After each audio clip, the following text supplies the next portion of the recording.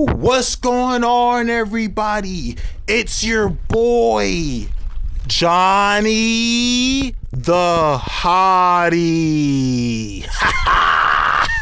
And we are back again with another video, another banger that belongs on a hanger. Get it? Banger, hanger. I'll stop. No super long intro today, guys. Why? Because today we are doing Cosmic Armor Supergirl from DC Comics. That's right.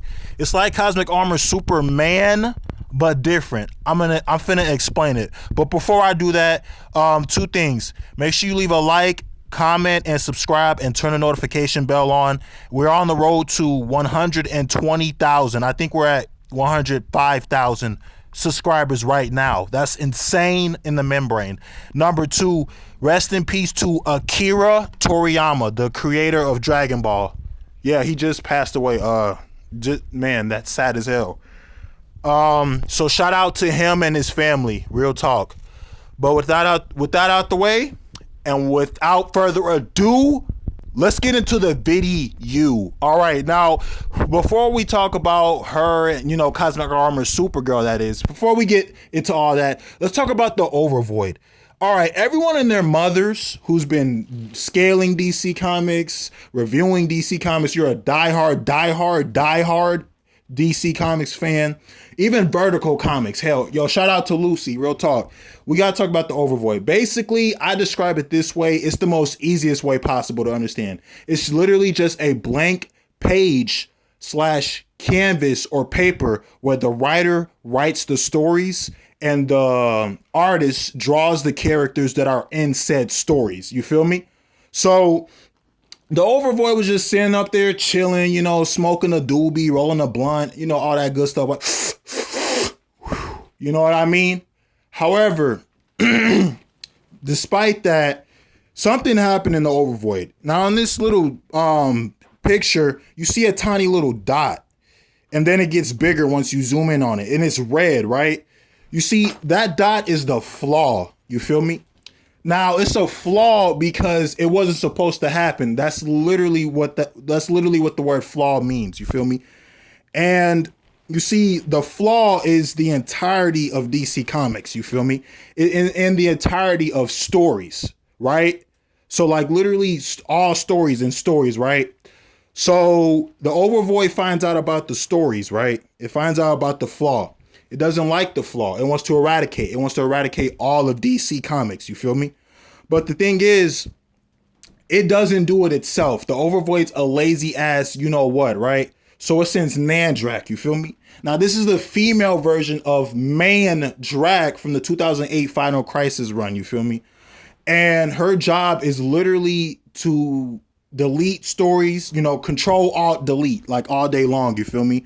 That's literally what her responsibility and powers is. You feel me? So Nandrak was first, then the Cosmic Armor came, and then the Neo monitors came, and then, you know what I mean? So when the Neo monitors, right, NIL, I talked about this before, when they went into the flaw, they had picked out certain stories, but the story that intrigued them the most was the story of a teenage girl who was put in a rocket ship, and the ship went to planet Earth because planet Krypton was about to blow up. Sound familiar, anyone? Yeah, I know it sounds like Superman's story, but remember, I said a girl, not a boy. So this is Supergirl's story, right? So they took the story of Supergirl, but Captain Allen figured out that in order to complete the story of Supergirl, it needs the other side of Supergirl. It needs the duality of Supergirl, like the good side, the bad side, the great side, the evil side. You know what I mean? Now, we've seen pretty much every version of Supergirl. If it's base Supergirl, Dark Supergirl, Supergirl Prime, and now even Strange Visitor Supergirl is insane. But now we're getting Cosmic Armor, who's way more powerful than them by an insane margin. So she fused the dualities. I'm sorry, Captain Allen fused the dualities, Supergirl and Ultra Girl, and together he was able to complete the story of Supergirl. And then put the story of Supergirl inside the Cosmic Armor. Now, the Cosmic Armor is literally the concept of all story personified. So, like, the Cosmic Armor is literally all story, and then the Cosmic Armor is piloted by the story of Supergirl. So like the Cosmic Armor would be the car, and then Supergirl, the story of Supergirl would be the person who's driving the car. Does that make sense? So they're in control, right? So Nandrak is basically the exact opposite. So the exact opposite of the story. So literally anything that is not the Overvoid is Cosmic Armor. Does that make sense? So literally anything and anyone who is not part of the Overvoid is part of the Cosmic Armor. No exceptions. You feel me? So Nandrak is the exact opposite. It's non-story. It's non-existence, uncreation, non-reality. You know what I mean? All story versus no story. You feel me? The Overvoid doesn't like data. It doesn't like stories. It doesn't like characters. It doesn't want any of that. So it wants to eradicate all of it. You feel me? So now another thing is the Overvoid was putting Cosmic Armor Supergirl and Nandrak inside of a hyper story. And the reason why I did that is because it wanted the Cosmic Armor Supergirl to lose. It wanted her to lose. But despite that, she still fought back. You feel me? And she actually won. But we're going to get into that later. Not to mention, Cosmic Armor Supergirl is insanely broken. Since she is like all story.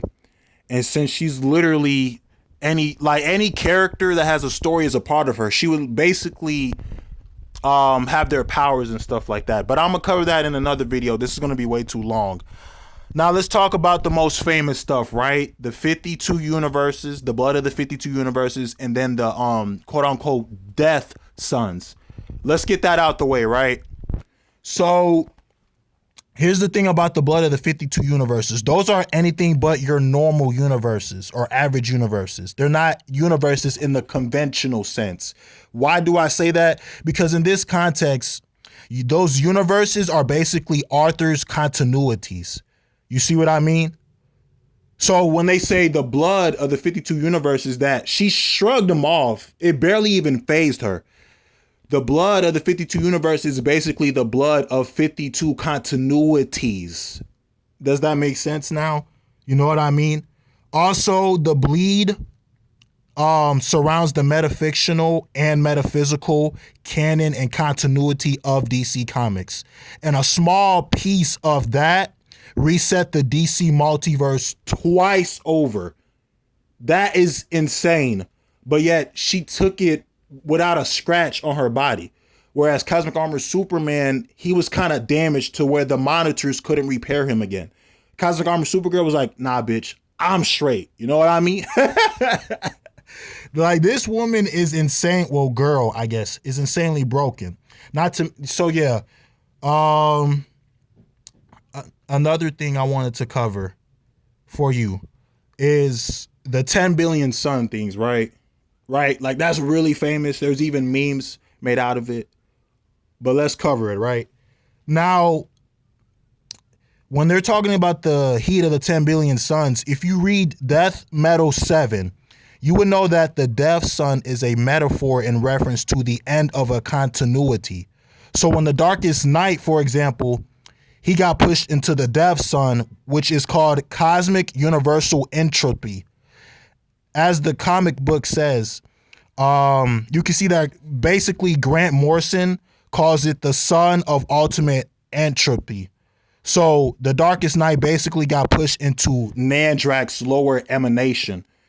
But when Cosmic Armor Supergirl fought Nandrak, that was when Nandrak was at her highest, not her lowest. You see what I mean? So basically, I'm going to show some pictures on the screen. Don't worry.